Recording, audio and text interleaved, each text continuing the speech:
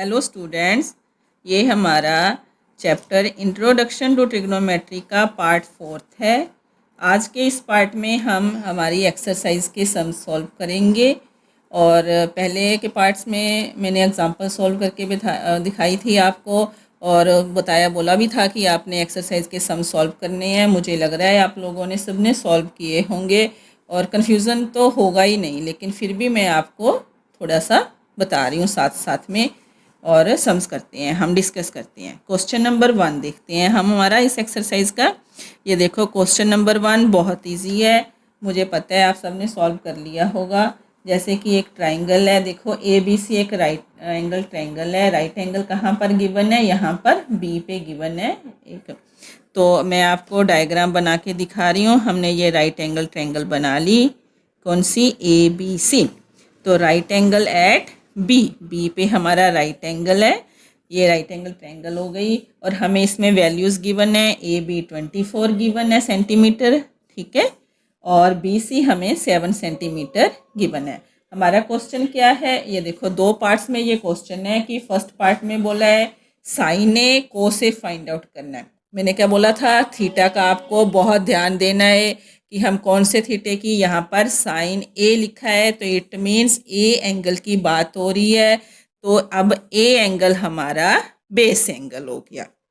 अब अगर ए base angle है देन ये हमारा परपेंडिकुलर है, ये बेस है।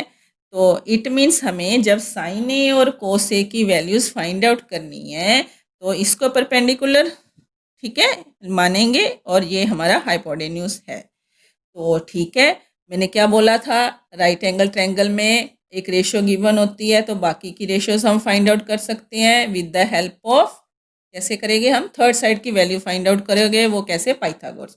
तो अभी आप जब पाइथागोरस से इसकी थर्ड साइड की वैल्यू फाइंड आउट करोगे तो आपकी ये वैल्यू आ जाएगी, बहुत इजीली आप फाइंड आउट कर सकते हो। उसके बाद आप साइन ए और कोस ए की वैल्यूज आप इजीली लिख दो। ये आपका फर्स्ट पार्ट हो गया। और अगर मैं सॉल्व करके दिखाऊं आपको तो ये वैल्यू आपकी 25 बन जाएगी, ये आपने खुद सॉल्व करनी है। और उसके बाद अगर मैं आपको साइन ए की वैल्यू बताऊं क्या लिखने, ओनली साइन ए की लिखूंगी, कोस ए की आप लिखोगे। साइन ए क्या था? P/H, यानी कि BC अपॉन AC। BC कितना है? 7, AC कितना है? 25। तो आप ऐसे फाइंड आउट कर सकते हो। और तो अभी आप जब साइन ए की वैल्यू फाइंड आउट कर लोगे तो फिर कोस ए की भी इजीली कर लोगे। अब सेकंड पार्ट में क्या है? सेकंड पार्ट में थोड़ा सा ट्विस्ट है, जैसे मैंने आपको बोला भी था कि हम दे सकते हैं, ऐसे सम्स में आ सकते हैं एग्जाम में भी। तो यहाँ पर आपको साइन C फाइंड आउट करना है। कौन सा एंगल दिया? ये देखो C। तो अगर आप एंगल C लोगे तो क्या होगा? परपेंडिकुलर बेस चेंज हो जाएंगे। तो अभी आपका जो परपेंडिकुलर है वो AB बन जाएगा। तो साइन C के अकॉर्डिंगली AB अपॉन AC होगी वैल्यू, ओके। तो AB कितनी है अब आपकी? 24 और 25। तो अब पता चल गया आपको, ये आपका फर्स्ट सम है। जो बाकी का पार्ट है वो आप लोगों ने सॉल्व करना है और हो जाएगा आपका। तो मैं अब सेकंड क्वेश्चन की तरफ चलते हैं। हाँ, अदरवाइज अगर इसके अलावा आपको प्रॉब्लम आए क्वेश्चंस में, फिर भी अगर कहीं आप अटको तो आप ज़रूर कमेंट बॉक्स में मेरे से पूछना, ठीक है। तो ऐसे भी जैसे आप प्रॉब्लम्स बताओगे मैं सॉल्व करती जाऊँगी। तो अभी सेकंड क्वेश्चन है, हम सॉल्व करने जा रहे हैं। ये देखो सेकंड क्वेश्चन की इन्होंने फिगर दी है, तो ठीक है हम फिगर वही वाली ड्रॉ करते हैं। तो सेकंड क्वेश्चन में फिगर आपकी वही राइट एंगल ट्रायंगल की है। तो राइट एंगल एट कौन से पॉइंट पे है? वो Q पे। और PQR आपकी एक राइट एंगल ट्रायंगल है। इसकी वैल्यूज गिवन है। PQ हमें गिवन है 12 सेंटीमीटर, और PR गिवन है 13 सेंटीमीटर। तो with the help of Pythagoras आप QR फाइंड आउट करो, ओके। तो ठीक है, हम QR अगर फाइंड आउट करेंगे तो लगाओ फॉर्मूला। QR क्या है? क्वेश्चन क्या है? पहले क्वेश्चन के बारे में बताती हूँ आपको। फाइंड आउट करना है tangent P minus cot R। देखो आपको इट मीन्स ये जो हमारे एक्यूट एंगल्स हैं दोनों को आपने बेस एंगल, टेंजेंट के लिए हमारा ये बेस एंगल है और कोट के लिए हमारा आर बेस एंगल है। तो हमें इसकी वैल्यूज़ फाइंड आउट करनी है। ओके, हम फाइंड आउट करते हैं इसकी वैल्यूज़। ओके, पहले हम क्या कर रहे हैं, क्यू आर की वैल्यू फाइंड आउट करते हैं। और क्यू आर क्या है बाय द पाइथागोरस, क्या होगा, P R square minus P Q square का होल रूट। ठीक है, तो फॉर्मूला लगा दो, P R square minus P Q square का होल रूट। तो पी आर आपका 13 है, 13 स्क्वायर माइनस 12 स्क्वायर, कितना आया 169, 144 का स्क्वायर। तो जब आपने सॉल्व किया ये आपके पास आया 25 is equal to 5। Q R की वैल्यू आपकी कितनी आ गई, 5 सेंटीमीटर। अब आप टेंजेंट पी फाइंड आउट करो। ठीक है, टेंजेंट पी कितना होगा, अगर आपका ये बेस एंगल है तो टेंजेंट होगा Q R upon P Q. ठीक है, तो Q R upon P Q, Q R आपका 5 है, पी क्यू कितना हो गया 12। तो टेंजेंट पी की वैल्यू कितनी आ गई, 5/12। ओके, और अब हमें क्या चाहिए, कोट आर चाहिए। Then cot R, cot R क्या होता है, यानी कि हमारा ये बेस एंगल है। अब कोट क्या होता है, अगर टेंजेंट होता है P अपॉन बी तो कोट होता है B अपॉन P। ठीक है ना, यही हमने किया था। तो बट हमारा बेस अब क्या है, Q R. Okay, then Q R कितना हुआ, क्यू आर अपॉन, ठीक है सेम। अब हमारा क्या यहाँ पर लिख देते हैं, अगर ना थोड़ा कन्फ्यूज़न हो रहा है, टेंजेंट होता है P अपॉन बी। ओके, और तो कोट क्या होता है, B अपॉन P हो गया, ऑपोजिट हो गया। मैंने बताया था कोट और टेंजेंट एक दूसरे के क्या है, रेसिप्रोकल्स हैं। तो अब हमारा कोट आर, आर ये आपका थीटा है, तो अब बेस कितना बन गया, क्यू आर बना। ओके, और तो परपेंडिकुलर हमारा क्या है, पी क्यू। मतलब अब आप इससे कंफ्यूज मत हो जाना है कि जब टेंजेंट पी लिखा है तब भी Q R upon P Q आ रहा है, जब कोट आर लिख रहे हैं तब भी Q R upon P Q आ रहा है। हाँ, ये होता है यही, क्योंकि हमने अपने थीटास भी अलग अलग कर लिए ना, तो परपेंडिकुलर बेस भी अलग अलग हो गए। तो इट मीन्स इसकी वैल्यू भी कितनी आएगी, 5/12 पर। अब आप वैल्यू बड़ी इजीली फाइंड आउट कर सकते हो। तो क्या है, tangent P minus cot R चाहिए आपको, तो आपको पता ही है। अब टेंजेंट पी की वैल्यू आपने कितनी फाइंड आउट की है, 5/12 माइनस कोट आर की वैल्यू 5/12। अगर आप पूरे में से पूरा निकाल दोगे तो वैल्यू क्या आ जाएगी, 0। तो इट मीन्स आपका ये सम सॉल्व हो गया, tangent P minus cot R is equal to 0 हो गया। अब कुछ सम्स अगर मैं सॉल्व नहीं कर रही तो इट मीन्स इसका मतलब ये है, मतलब कि ये है ना, हम थोड़ा टाइम की बचाना चाहते हैं, नहीं तो ना वीडियोस बहुत लंबी हो जाएगी। तो मैं चाहूँगी कि कुछ पार्ट्स में आपको ऐसे ना हिंट दे दूँगी कुछ क्वेश्चंस के, और उसके बाद हम मतलब अगर आपको प्रॉब्लम आएगी तो मैं ज़रूर सॉल्व करूँगी। ओके, तो अभी हम अपने नेक्स्ट क्वेश्चन की तरफ चलते हैं। हमारा नेक्स्ट क्वेश्चन क्या है, थर्ड क्वेश्चन रीड करते हैं और वो सॉल्व करते हैं। और थर्ड क्वेश्चन क्या है, if sine A is equal to 3/4, देखो क्या गिवन है, sine A is equal to 3/4। Find out क्या करना है, ये देखो कोस ए और टेंजेंट ए फाइंड आउट करना है, टेंजेंट ए। ये देखो, अब मैं ये वाला सम सॉल्व नहीं करूंगी, आपको थोड़ा सा ऑरेली बता रही हूँ, क्योंकि सेम ऐसे सम हमने अब बहुत कर लिए। आपको साइन ए गिवन है तो आप क्या करो, एक ट्राइंगल बनाओ, यहाँ पर क्या बेस एंगल ए ले लो। ठीक है, तो ए बी सी, अब राइट एंगल इन्होंने नहीं गिवन तो आप कहीं भी ले सकते हो, सी भी ले सकते हो, बी भी, उससे कोई मतलब कि वो नहीं आएगा, प्रॉब्लम नहीं है। तो साइन ए गिवन है, साइन हमें पता है क्या होता है, पी अपॉन एच। तो साइन पी अपॉन एच होता है, तो ये 3 हो गया, ये 4 आ गया। अब इसके साथ आपको के जरूर लेना है क्योंकि ये रेशो है, तो मैंने बोला था ना एक आपको नंबर, पॉजिटिव नंबर जरूर लेना है। तो उससे अब आप यानी क्या करना है, अब बाय पाइथागोरस आप ए बी फाइंड आउट करो। ए बी फाइंड आउट करने के बाद आप कोस ए और टेंजेंट ए की वैल्यूज़ अब खुद फाइंड आउट करोगे और आप बड़े इजीली कर सकते हो। ओके, ये मैं अभी सॉल्व नहीं करने जा रही, अगर आपको प्रॉब्लम आएगी तो आप ज़रूर लिखना है, फिर मैं सॉल्व कर दूंगी। अब हमारा नेक्स्ट क्वेश्चन क्या है, क्वेश्चन नंबर 4। अब क्वेश्चन नंबर 4 भी ऐसा ही क्वेश्चन है, लेकिन जो थोड़ा सा आगे सॉल्व करने वाला वो मैं सॉल्व कर रही हूँ। जैसे क्या है, गिवन हमें है 15 cot A, 15 cot A is equal to 8। ठीक है, फाइंड हमें क्या करना है, वही सेम वैसा ही है। फाइंड हमें वही ट्रिग्नोमेट्रिक रेशियोज की वैल्यू भी फाइंड आउट करनी है, साइन ए और सेक के। अब क्या है, वही है। अगर आपको क्या हो जाएगा, अगर आप थर्ड साइड फाइंड आउट कर लोगे तो आप, मैंने बोला पहले ही बताया, अगर आपके पास तीनों साइड्स की वैल्यू है तो आप कोई भी रेशियो की वैल्यू लिख सकते हो, सेम वही पर्पज़ है।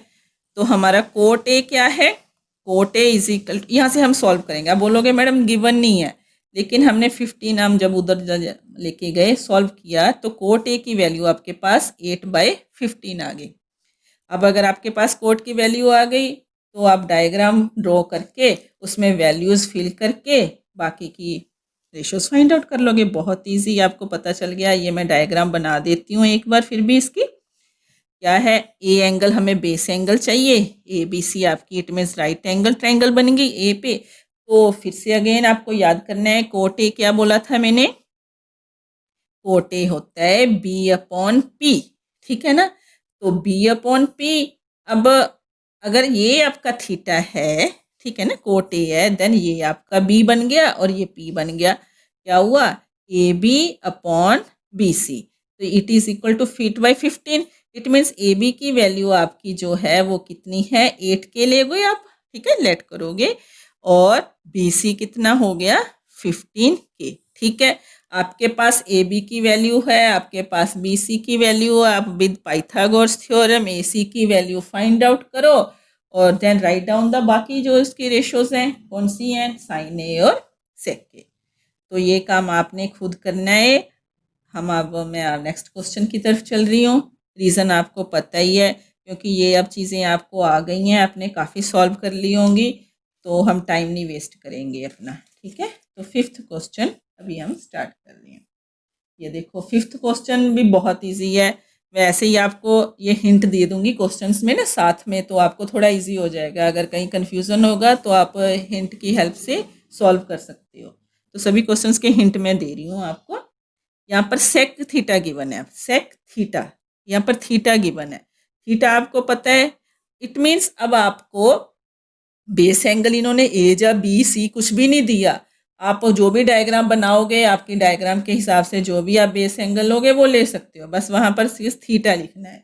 तो सेक थीटा क्या है, 13/12।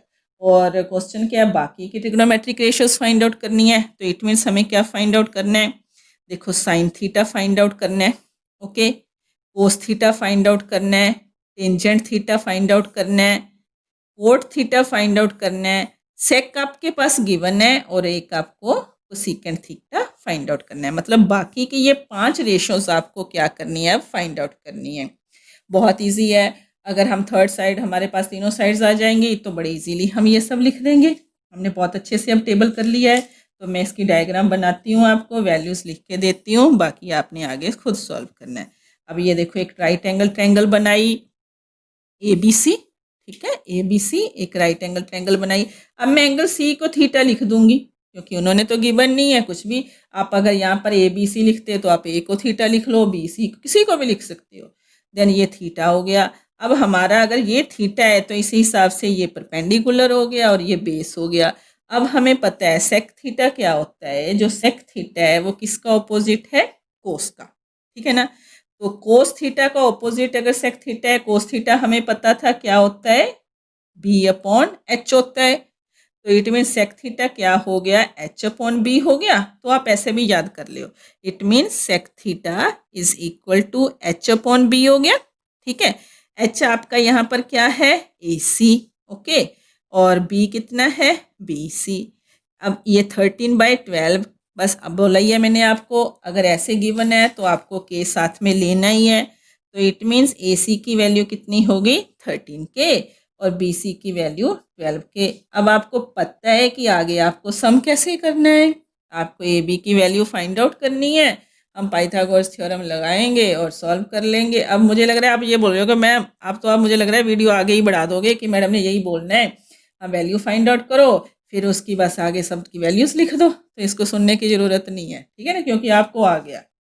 चलो ठीक है, तो फिर मैं भी आगे बढ़ती हूँ। क्वेश्चन नंबर 6, हाँ ये मुझे लग रहा है मैं आपको सॉल्व करके दिखाऊंगी, इसमें थोड़ी है क्वेश्चंस में बात। तो अगर कोई क्वेश्चन मुझे लगेगा ना कि ऐसे है कि आप नहीं कर सकोगे और उसमें सॉल्व करने वाली बात है, तो मैं ज़रूर सॉल्व करूँगी। इसके अलावा भी अगर आपको इसमें भी कोई भी कन्फ्यूज़न है ना इन क्वेश्चंस में, तो आप ज़रूर पूछ सकते हो मेरे से। तो देखो क्वेश्चन नंबर 6 क्या है, if angle A and B are acute angles. अब एक्यूट एंगल्स आपको पता है, यानी कि सभी की वैल्यूज़ क्या है, दोनों एंगल्स की 90 डिग्री से कम है। अगर दोनों की वैल्यूज़ 90 डिग्री से कम है तो हमें पता चल जाता है ये राइट एंगल ट्रायंगल की बात हो रही है, क्योंकि एक एंगल तो 90 डिग्री चाहिए ना, बाकी ये दोनों क्या होंगे, मतलब ज़रूरी नहीं है, तीनों एंगल्स भी हो सकते हैं उस एक्यूट एंगल्स, बट हमें जैसे रेशो गिवन है ना कि कोस थीटा, और तो इट मीन्स ये राइट एंगल ट्रायंगल की बात हो रही है। तो वैसे हम राइट एंगल ट्रायंगल बना लेते हैं। क्या है हमारी राइट एंगल ट्रायंगल। अब हमें यहाँ पर ध्यान से देखना है हमारा राइट एंगल कहाँ पर है। ये देखो हमें एक गिवन क्या है, सच दैट गिवन है इन्होंने, cos A is equal to cos B. It means A और बी अगर एक्यूट एंगल्स हैं तो ए और बी हमें कौन से लेने हैं, एक्यूट एंगल्स लेने हैं। ये देखो ये गिवन है इन्होंने, ये एक्यूट एंगल्स होंगे, तो हमारा राइट एंगल फिर एट सी होगा।